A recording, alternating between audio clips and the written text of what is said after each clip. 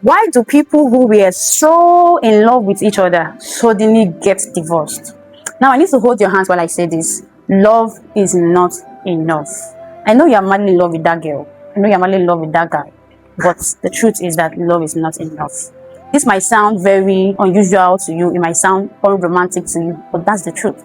People who get divorced today did not get divorced because they stopped loving each other or because they were no longer attracted to each other, but because they don't understand what love entails. And so it's important that before you go into marriage, you must understand, you must be schooled about love. You must understand what love entails. Even if you marry your best friend, there are possibilities that that person might not be compatible with you. Because when it comes to friendship, especially friendship of this generation, a lot of people consider someone their bestie, not because this person shares the same value system with them, but simply because this person has a certain kind of energy or vibe that they admire. And so on the basis of that, they build the relationship and they forget the red flags. They ignore the red banners that they see in this person. And at the end of the day, they get into misunderstanding, get into fracas and all of that. So you see, love is not enough.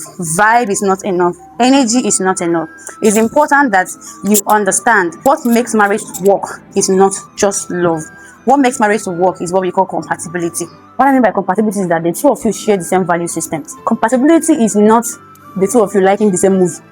Compatibility is not the two of you liking the same kind of phone or the same kind of gadgets. Compatibility is the two of you sharing the same value system, sharing the same spiritual value system, sharing the same psychological value system. That's what compatibility entails. Now, you need to understand that there are two dimensions of love. The first is the feelings of love. The second is the responsibility of love.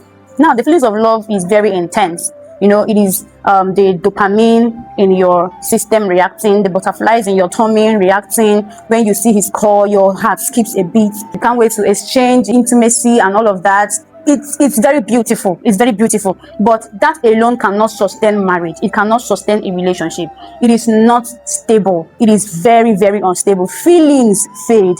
Feelings are temporal. You can feel a certain way now and feel differently the next minute. You must understand the responsibility of love, and this type of love entails how you are able to respond to the person when the person is stressed. How do you manage conflicts? Are you able to respect the person even when you're offended?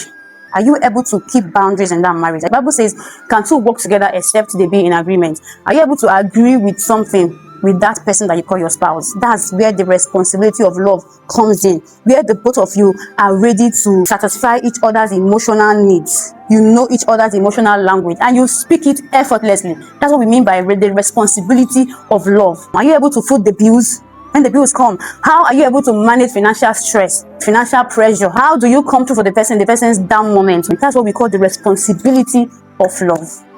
Or are you going to run away when financial stress comes? Are you going to run away when the children come and she starts looking ugly?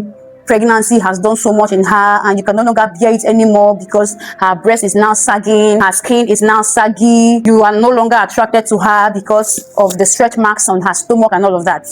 That's the responsibility of love. And that is what keeps marriage. Marriage does not thrive only on feelings. It thrives on responsibility and commitment. Love is just the spark. Responsibility and commitment is the engine, is the oil of that marriage. And so the question should not be, are you in love with this person? The question should be, are you ready to build with this person? I hope this blessed you.